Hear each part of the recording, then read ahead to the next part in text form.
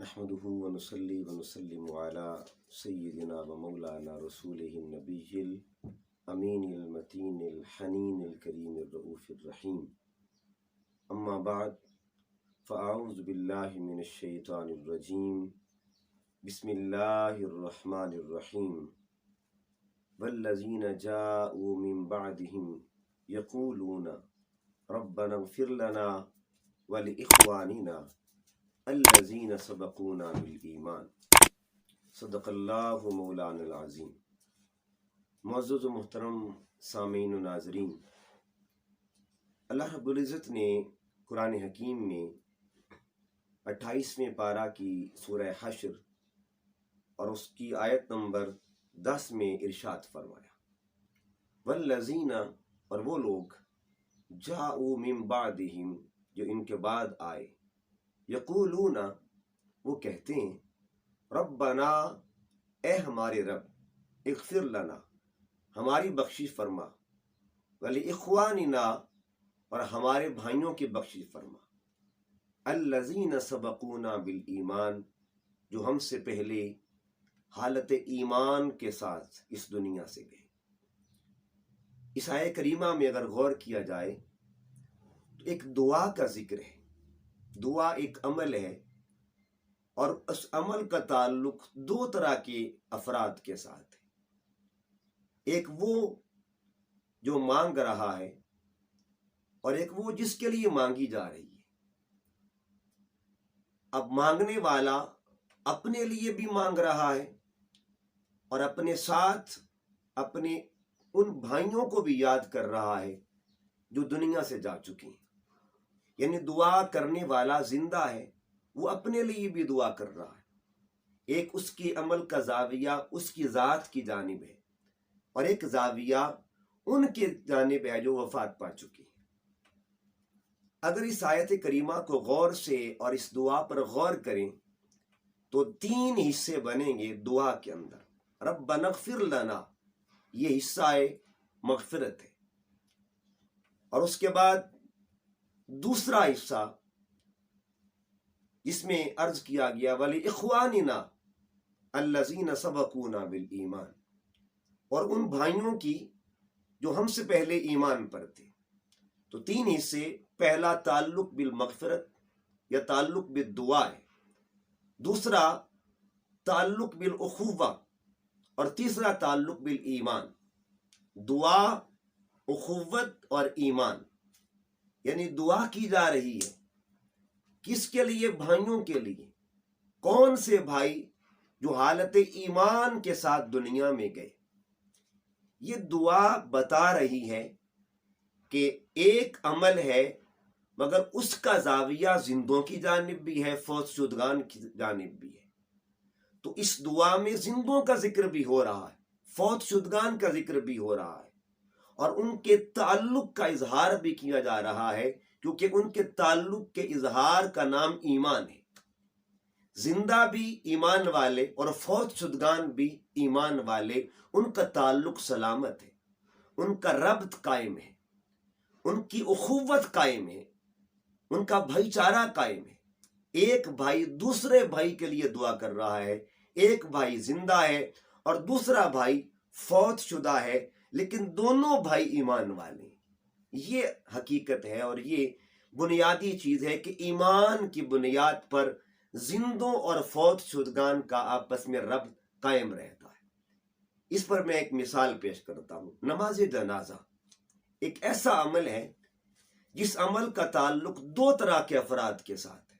ایک وہ جو فوت ہو چکا ہے، اور دوسرے وہ جو زندہ ہے۔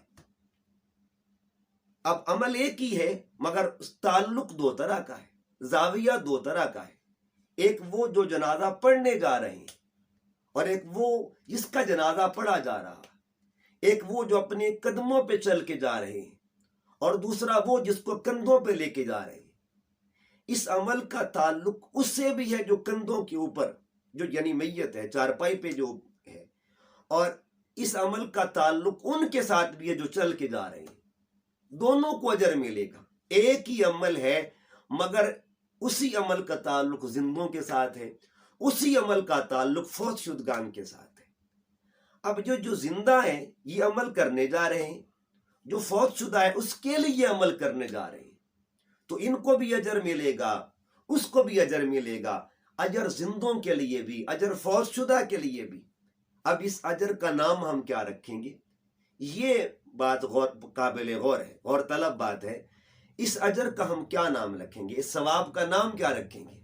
یعنی ایک وہ جو جا رہے ہیں اپنے قدموں پہ چل کر ان کو بھی ثواب ملے گا، اور ایک وہ جو کندھوں کے اوپر ہے اسے بھی ثواب ملے گا۔ فرق یہ ہے جو جا رہے ہیں وہ ثواب لینے جا رہے ہیں، اور جس کو کندھوں پہ لے جایا جا رہا ہے اسے ثواب پہنچانے جا رہے ہیں۔ تو ثواب لینے کا عمل بھی ہوتا ہے، ثواب پہنچانے کا عمل بھی ہوتا ہے، عمل ایک ہی ہے، اسی میں ثواب لینے کا عمل بھی ہے، اسی میں ثواب پہنچانے کا عمل بھی ہے۔ ثواب لینے کے عمل کو حصول ثواب کہا جاتا ہے، اور ثواب پہنچانے کے عمل کو ایصال ثواب کہا جاتا ہے۔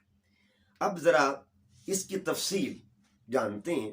دیکھیے حدیث مبارکہ کی طرف اگر آئیں تو جب بندہ فوت ہوتا ہے، اس کے فوت ہونے سے لے کر اس کی تدفین تک کچھ امور ایسے ہیں، کچھ عمل ایسے ہوتے ہیں جن کا تعلق فوت شدہ کے ساتھ بھی ہے اور زندوں کے ساتھ۔ عمل زندہ ہی کرتا ہے، مگر اس کے ثواب کا تعلق دو طرفہ ہوتا ہے، کہ ثواب کا تعلق زندوں کے لیے بھی ہوتا ہے، فوت شدگان کے لیے بھی ہوتا ہے۔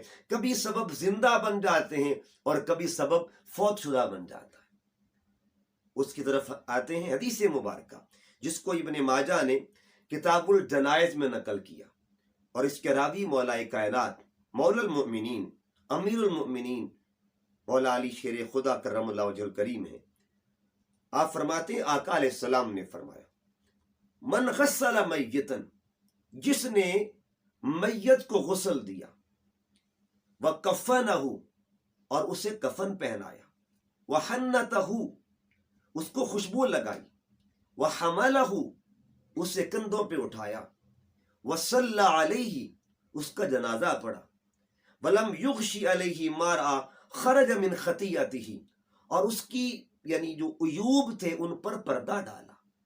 جو بوقت غسل کوئی عیب ظاہر ہوا تو اس پہ پردہ ڈالا، پردہ پوشی کی، تو اجر کیا ملے گا؟ ان 6 امور کا اجر کیا ملے گا؟ 6 عمل ہیں جو کر زندہ رہا ہے، اور اسی عمل کا، انہی اعمال کا تعلق فوت شدہ کے ساتھ بھی ہے، میت کے ساتھ بھی ہے۔ یعنی میت کو غسل دے رہا ہے زندہ آدمی، میت کو کفن پہنا رہا ہے، میت کو خوشبو لگا رہا ہے، میت کو اٹھا رہا ہے، میت کا جنازہ پڑھ رہا ہے، میت کا پردہ رکھ رہا ہے۔ یہ 6 اعمال ہیں، 6 اعمال، اور ان کا اجر کیا ہے؟ اجر دیکھیے کمال کا اجر ہے۔ آقا علیہ السلام فرماتے ہیں مثل یوم ولدتہ امہ، اللہ پاک اس کو گناہوں سے ایسے پاک کر دیتا ہے جو خدمت کرتا ہے میت کی، جو نوکری کرتا ہے میت کی، جو اسے غسل دیتا ہے، اسے کفن پہنائے، اسے خوشبو لگائے، اس کو اٹھا کے چلے، اس کا جنازہ پڑھے، اس پر پردہ ڈالے۔ اللہ پاک زندہ کو اجر کیا دیتا ہے؟ گناہوں سے پاک کر دیتا ہے۔ کس طرح اجلا کر دیتا ہے؟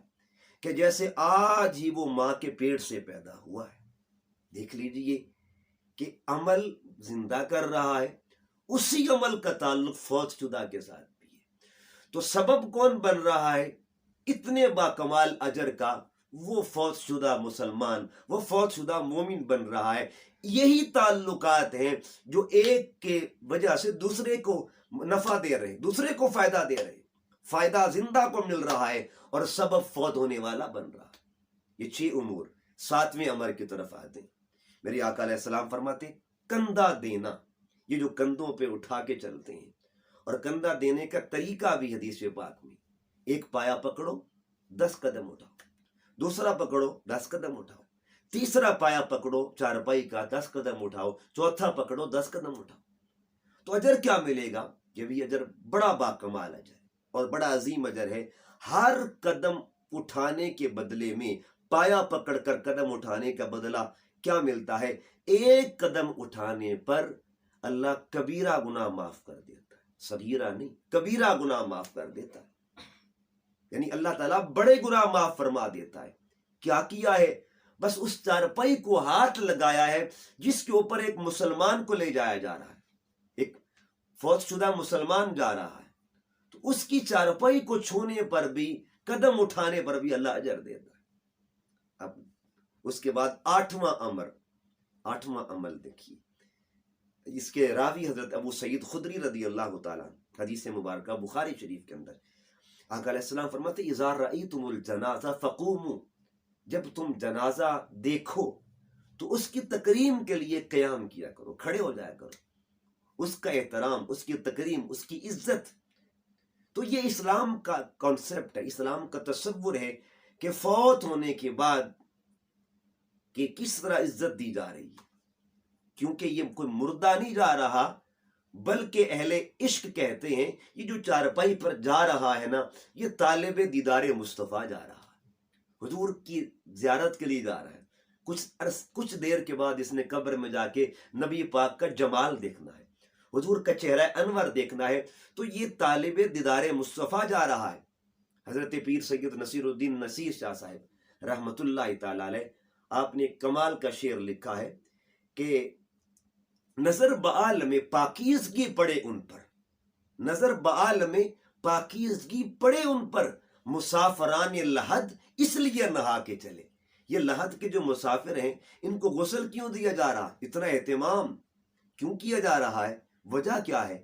اس کی وجہ کوئی عام وجہ نہیں، خاص وجہ ہے کہ جو جا رہا ہے نا، ستھرا ہو کر، اجلا ہو کر، اس نے قبر میں جا کے اپنے محبوب کا دیدار کرنا ہے، اور اس کے لیے ضروری ہے کہ پاکیزہ ہو کے جائے۔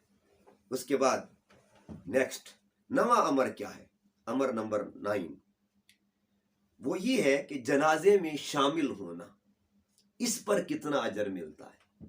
حضرت داؤد علیہ السلام اللہ کے پیغمبر گزرے ہیں، تو آپ کا معمول تھا، آپ نے پوری زندگی میں کوئی ایسا جنازہ نہیں تھا جس میں آپ نے شرکت نہ کی ہو، آپ ہر جنازے میں جاتے، شرکت کرتے، قریبی ہوتا، دور کا تعلق ہوتا، آپ جاتے۔ کسی نے آپ سے پوچھا حضور اس کا سبب کیا ہے؟ آپ بڑے اہتمام کے ساتھ جنازہ میں جاتے ہیں، شرکت کرتے ہیں، تو آپ نے جو بات فرمائی نا وہ دیکھیے، اس پہ ایمان تازہ ہوگا، سنیے گا۔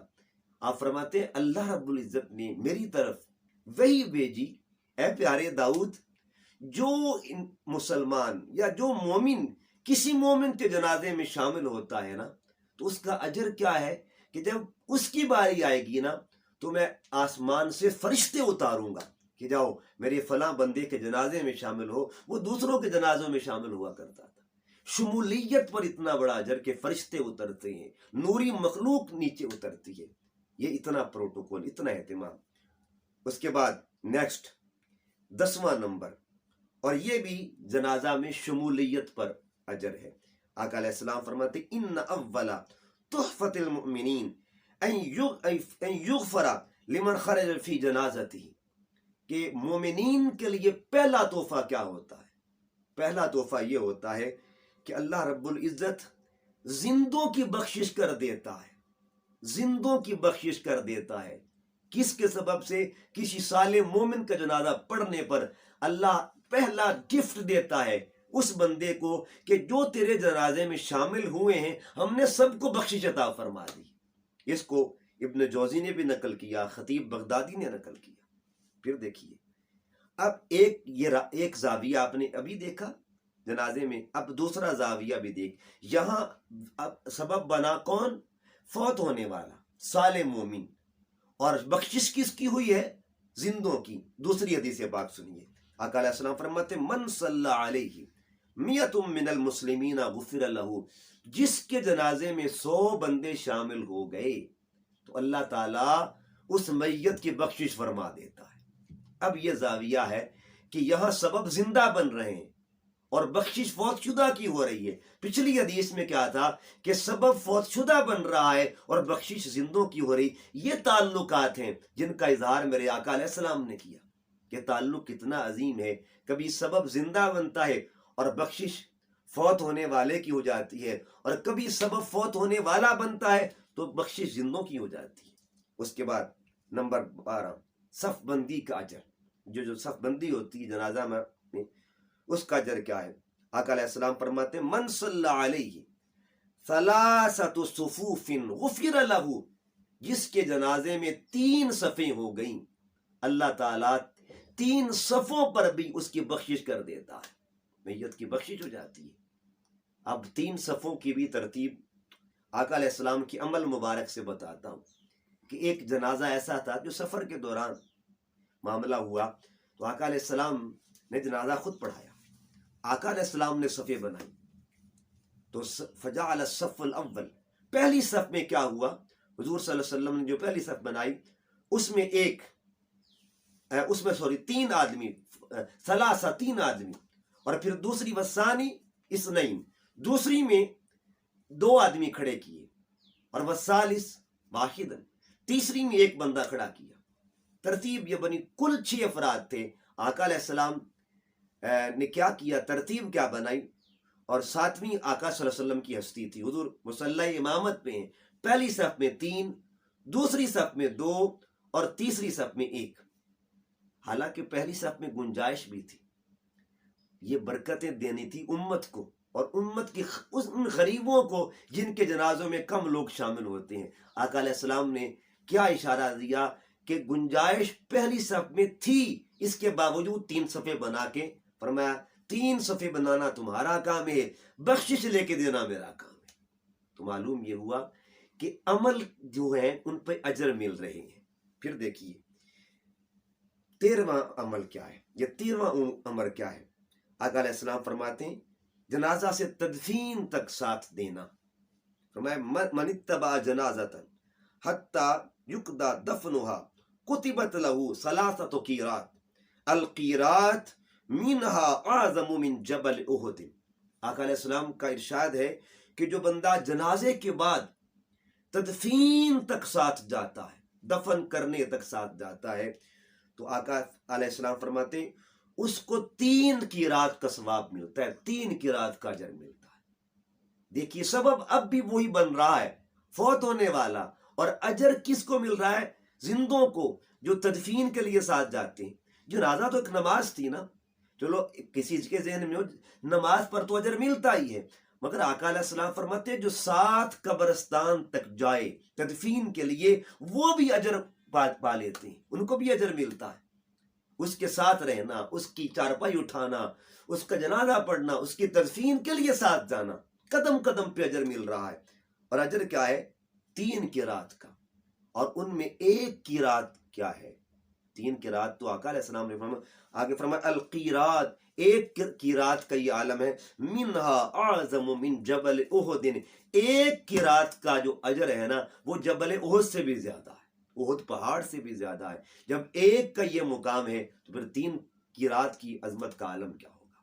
تو بتانے کا مقصد یہ ہے، یہ وہ عمل ہیں جن کا تعلق حصول ثواب کے ساتھ بھی ہے، ایصال ثواب کے ساتھ بھی ہے، یعنی زندوں کو جو ثواب ملتا ہے اس کا زاویہ حصول کے ساتھ ہے، اور جو فوت شدہ کو ملتا ہے اس کا زاویہ ایصال کے ساتھ ہے۔ حصول ثواب اور ایصال ثواب یہ دونوں سنت ہیں، اور اجر ملتا بھی ہے، اجر دیا بھی جاتا ہے، ثواب ملتا بھی ہے، ثواب پہنچایا بھی جاتا ہے۔ ثواب پانا حصول کہلاتا ہے، اور ثواب پہنچانا ایصال کہلاتا ہے۔ وما علیہ الا البلاغ۔